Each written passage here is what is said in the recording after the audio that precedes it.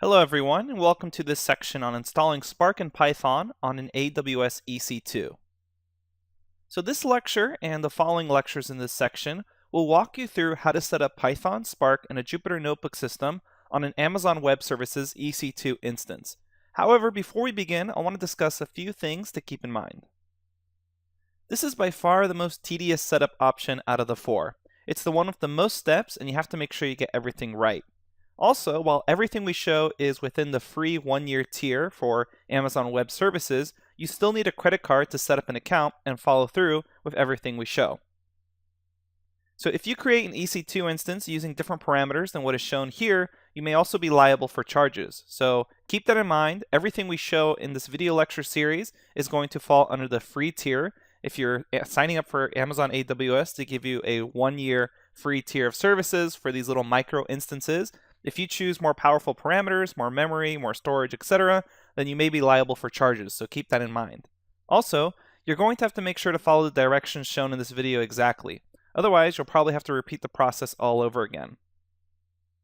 So leave yourself plenty of time to go through this process. If you ever feel uncomfortable with any of this, you can just go straight to the VirtualBox installation lectures. There's a whole section on that. Those are local, they're simpler, and they're for sure 100% free.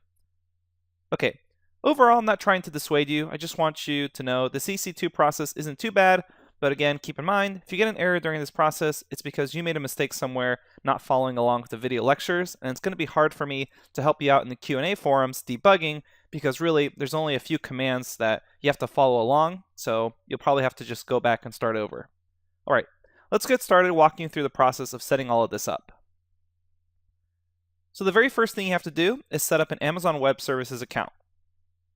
So go to https://aws.amazon.com/free, or you can just go to aws.amazon.com or just Google search AWS. Then what you're going to do is click on Create a Free Account. You'll sign up with an email address and then fill out the profile information. Basically, just follow along with the prompts. Once you've done that, the profile information will require your contact information, billing information, ID verification, and then you're going to choose the free support plan.